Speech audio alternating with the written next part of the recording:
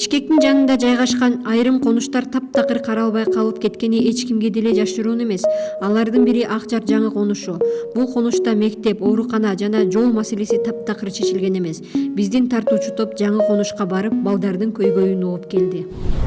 Бизде болсо мектеп жок. Мектеп жок болгонуна байланыштуу биз электронный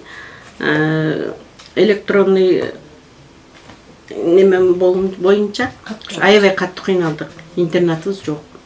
Мектебибиз жок. Ошол үчүн жанагы балдар онлайн менен окуп атпайбы. Ошол үчүн интернат жок, окуй албай атышат. Мисалы, жакшы окугандар 4кө түшүп калат, 5кө окугандар. 4кө окугандар 3кө түшүп калат. Ошо онлайндан көп түшүнө бербейт экен да. Түшүнө бербей атат. Анын үстүнө интернет жок болгондон кийин жакшы тартпай жатат. Биз эптеп неме кылып атабыз, ушу немелерге барып, жанагы директорго барып сүйлөшүп, эми биз Ак Жардын балдары эми окуш керек да. Эми документ жокто отура бермек белек. Негизи окуш керек. Окутканга алар укуктуу деп эле тогунуп барып эле окутуп коюп атабыз балдарыбызды. Аны эптеп неме кылып жанагы онлайн менен окутат экен, анда да жаман кыйналат экенбиз да. Вот уже 3 года идет электронная запись для поступающих в 1 класс детей. Во-первых, это очень удобно в связи с тем, что многие дети имеют полное право поступить в любую школу, куда они захотят. Естественно, идут дети, проживающие по микроучастку, и идут по желанию дети, выбирают любую школу. Вот, это преимущество. Уже с 15 февраля идет запись по электронной очереди в 1 класс. На сегодняшний момент вот в нашу школу уже поступило 100 заявлений. Они одобрены. И вот теперь мы ждем, в течение 2 недель родители должны сдать документы. И после того, как будут сданы документы, естественно, мы зачисляем детей в школу.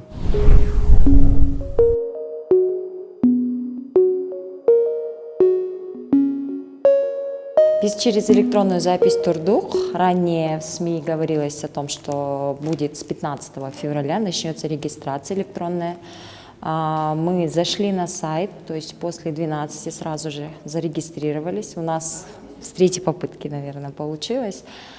И все, сразу же мы заполнили полностью анкету, данные ребенка.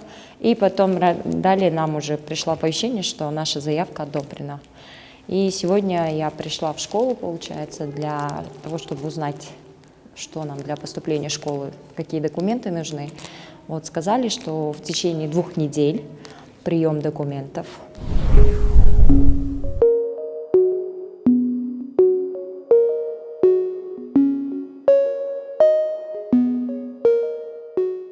Он 5 февральдан баштап Бишкек, Ош, Жалал Абад, Токмок, Кызыл Кыя, Кара Балта шаарларында 1 класска электрондук каттоо системасы аркылуу башталды.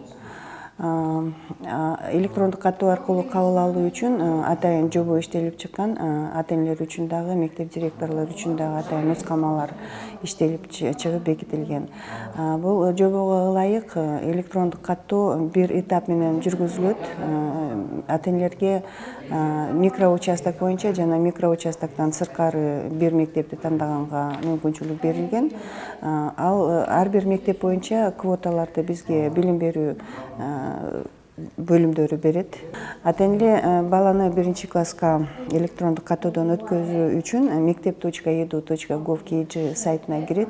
Ал жерде ар бир ата-эненин өзүнүн личный кабинети бар. Ошол жакта анкета бар. Электрондук түрдө бардык анкеталарды толтурат. Андан тышкары өзүнүн паспортунун копиясын жана баланын туулгандыгы жөнүндө күбөлүктөн копиясын жана жашаган жеринин справканы тиркейт. Тиркеп туруп заявканы жөнөтөт, система аны кабыл алат. Эгерде система кабыл алгандан кийин ал жерде 2 этапта 1 этап бул ата-эне электрондук арыз жөнөтөт, 3 документти тиркейт. 2 этабы директор, мектеп директору ал документтердин баарын текшерет. эгер баардыгы туура толтурулса, баардык документтер туура данныйлардын баары даана көрүнүп сапаттуу болсо, анда директор ваша заявка одобрена деген билдирүүнү жөнөтөт.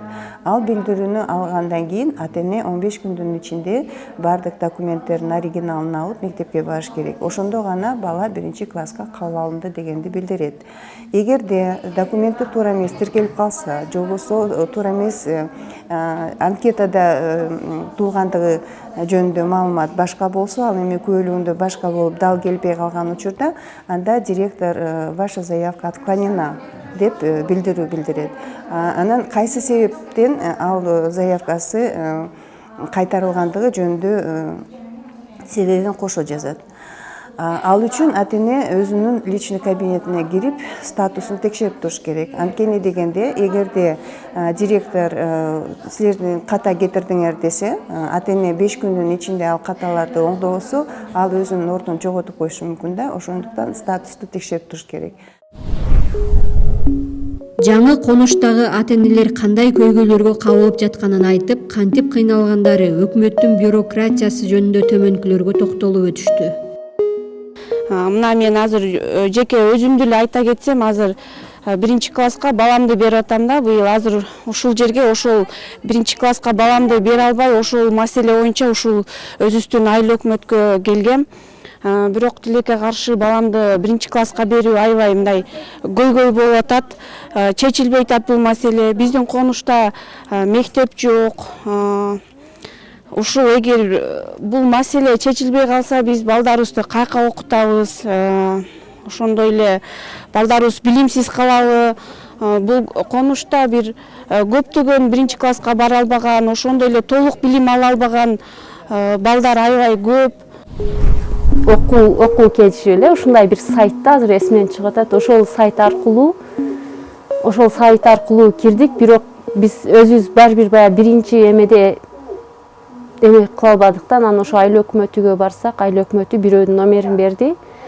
Ошол номер аркылуу баягы бала бизди очередке коюп, бир жерде иште эмеде баягыдай сүрөт ушундай эмелер чыгарган жердеги бала очередке коюп, ошол жерден мектеп, кайсы мектеп бош экен деп ошол жерде мектепке очередке койду да. Анан ошол очеред боюнча эле кагазыбыз келди. Ошону менен барып эле окудук да.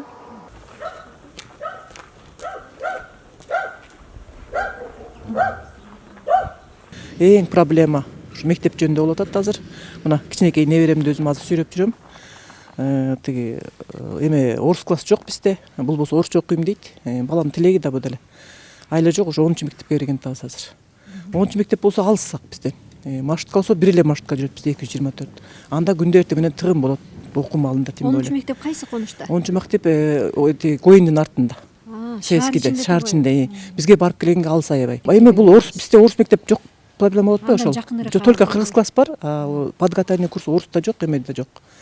Садиктерге болсо берсек, булар күнүмдүк садик эле катары болуп калат, даярдаган адам жок да буларды. Айла жок, ошон үчүн 10-мектепке өзүн каалаган орус класс дегенден кийин орус класска кирсе деп атабыз.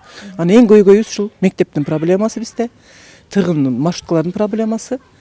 Ошо биздин көйгөй ушу азыркы эмеде маалда школа мамиле эмес болуп атат да, көйгөйү. Ошо биздики, ошо менин 4 балам бар.